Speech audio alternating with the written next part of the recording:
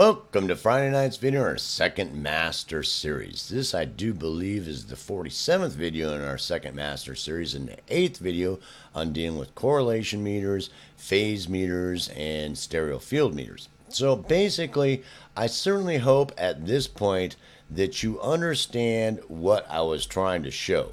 That the basic concept of what we're dealing with, whenever we're dealing with any of these issues, is that the concept's pretty simple. You know, the issue of phase problems, we've talked about some videos to go look at about phase in my first master series and fixing phase, visualizing when you're having phase issues. You know, those issues are normally pretty simple. Whenever you're having problems with things going mono or stereo or heading right or left, or you're starting to get some funky looking thing going on, you're trying to figure out whether or not that's good or bad or whether it sounds good. You know, these things can all be debatable. And there's no correct answer to where I'm going to fix this problem and then the problem's fixed, because it just doesn't work that way. Sometimes things are just the way they are, and, you know, it's okay in this situation. In other situations, it's not. And there can be times when it's okay on one track, but not okay if you got 5 tracks doing the same thing because it's starting to sound funky. So, I mean, the details of phase, stereo field issues, and correlation issues can go on and on and on. So, as this final video in dealing with this, that there's like 8 videos on just talking about this, and we really didn't get that deep into it. And there's a reason why. Because the biggest point about this short segment in this second master series is to get you to understand some of the things we're talking about, understand they're valid things for you to be trying to visualize and listen for, to work on your acute listening and your acute visualization, getting your phase meter out and your stereo field meters out and your correlation meters, and start learning to use them and visualize the things we're talking about, so that you start flagging things. So you start seeing this is an issue or not, and start bam, bam, bam, bam, bam, bam, bam, bam, flagging things. Every moment in time is important for your mix on every track and when they're mixed together. That every moment in time is important on one track, and then when you mix 2 tracks together, you're flagging again, and when you mix 3 tracks together, you're flagging again, and looking with issues, listening acutely and visualizing acutely for what's going on, changes that are happening, because every time you do something, something is going to happen. And sometimes you can visualize it better and then you can hear it. Sometimes you can hear it better and you can visualize it, but you are using them together, you eventually more than likely going to be able to find the problem, flag it, check and see if it's an issue, whether or not it can fly or not, depending on what you're trying to do and whether or not it's a good or a bad thing, the way you see things, the way you do things, and the way you are doing this certain type of production in this certain situation. That sounds like a mouthful, but for you to become that quote unquote next level master audio engineer, this is a huge step for you to take. And phase meters can be just as difficult as like using oscilloscopes, until you really get using them, visualizing these things as you do things, visualizing what good footprints sound like, what good footprints sound like, look like, and as things go together, as you mix tracks together, you're checking that, seeing what that looks like, looking for issues.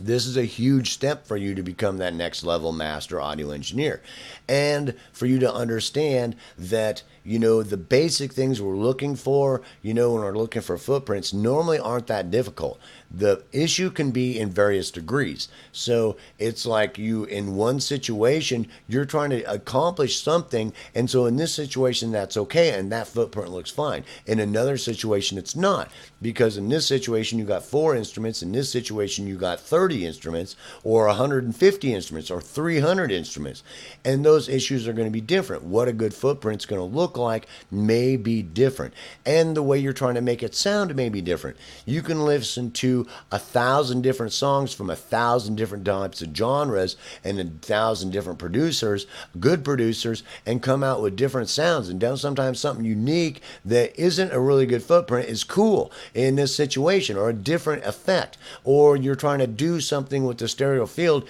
that's not a normal footprint you're looking for, but it's cool, and you're being able to visualize and see it and know know when this is happening to try to accomplish some certain sound. Or when you're trying to fatten up the stereo sound, and like we were talking about when we were doing footprints, that certain things are okay, and then you really got to worry about, you know, the delays and whatever you're doing to where is the sound okay. The footprint does not look that different when I do this or that, but does it sound okay? So now you're looking for basic visualizations, and in time, some of these things that you're hearing that don't sound good will start to manifest themselves as footprints that you're not happy with. And so you get used to visualizing that, just like with the oscilloscope of, oh, no, I'm seeing that happen and that's not cool. I don't like that. I don't want what's happening there because I know. Does that make sense? Because I'm becoming that next level master and engineer and being able to visualize that besides just hearing it. And it's a huge thing because sometimes slight differences can make a world of difference when you're doing that next level master audio engineer type of work. It doesn't take much. Just a little bit of salt or sugar or not enough can make a world of difference and make your production either bam like that or meh, or oh my God. You know, it doesn't take much sometimes. So some of the biggest lessons to take away from this is to understand, first of all, that you want it out to start visualizing what's happening. Second of all, is that for you to start flagging issues and start seeing that something there is different, and for you to flag it and start investigating what it is. Sometimes, you know, when I'm doing flow editing, I'll cut up a piece of audio all over the place trying to fix flow editing. And while you're doing flow editing, that you having your meter out is going to help you make a decision whether or not you make a cut, to make an edit, to fix something. You know, you might make a little cut here and here and put a little bit of delay on one side or the other, do some equalization or something to fix the stereo field at that one moment. That just, you know, that one every moment in time is vastly important. And also, you'll start to realize when you've done a recording, when something doesn't look right. So that, like when we're looking at footprints in the video before that, that you start to see, well, I can fix it to a point. It's like, well, it's showing these issues, but then I did this work to it. No, that's acceptable.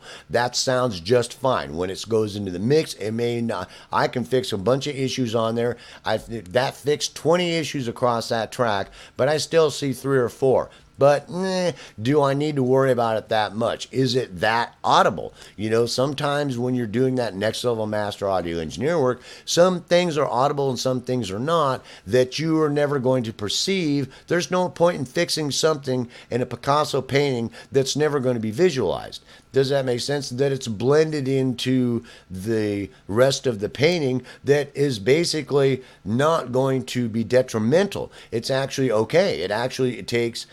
you could fuss with it if you wanted, but is it going to be perceivable or not? Sometimes it's not. Sometimes it is. And as you become better, you will understand when that isn't. But be careful of throwing your phase meter away and going, well, I'm not worried about it because it's not that big a deal. Because it is. It is a big deal, and I'm trying to point that out.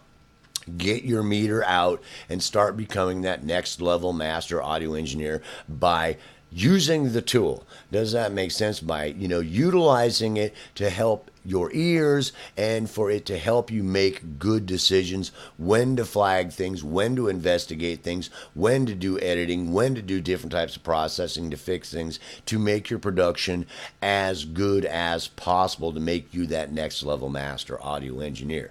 So those are the biggest things that we're looking at. Now, when we get in here, couple of things are going to happen. We know when we're looking at footprints what's kind of happening there, what we're looking for, but that's not always the best thing. Sometimes we'll be going along and we start seeing things that are happening and some funky thing going on that is okay because it's having some kind of, we're getting a stereo field image or a phase image that may not be quote unquote perfect. Does that make sense as far as audio engineer is concerned? But it's perfect for this musical production because it's more musical, because it's more rustic, because it's more dirty and, you know, grungy or something, you know, or, you know, an unfinished sound, you know, that is adding this texture to it that we want for this type of production, which is one of those kind of things that really take you becoming that next level audio engineer and being able to do it really well and knowing when to back off some to make it sound more whatever that is you're looking for that's okay in that production. It's actually better sounding in that production that way rather than over processing the crap out of it to where it's like, moon unit 5 is passing the orbit of Mars, within 1/2 a bazillionth of a millimeter, it's really taking the life out of my production, bro. And it's does that make sense? That is not an excuse to do a bad job, but there are times I do things that don't sound like you would think it would be as good a job as I could have done because it's adding a texture to this type of production that actually makes the production actually better and the way that production should sound, the way I want it to sound. So that's a huge hurdle that you have to get over.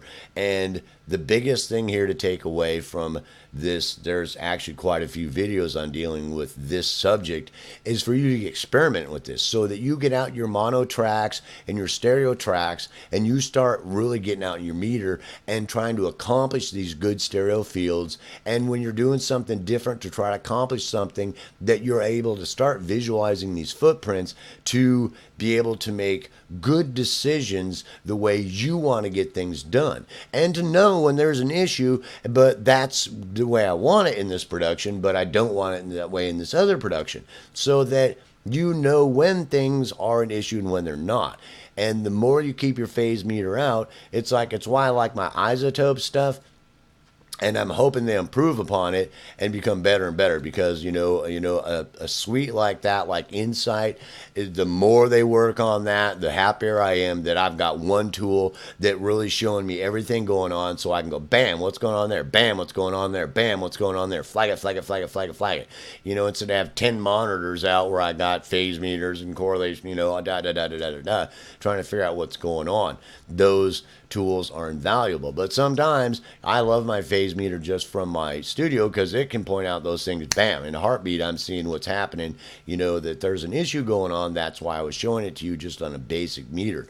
Whether or not you get better meters or different meters, whatever, there's all kinds of different meters. And we talked about even other pieces of software that they're developing that are a work in progress that are really great. But, you got to know when that it's applicable and when it's a problem, when it isn't, by experimentation, by working with it, becoming more,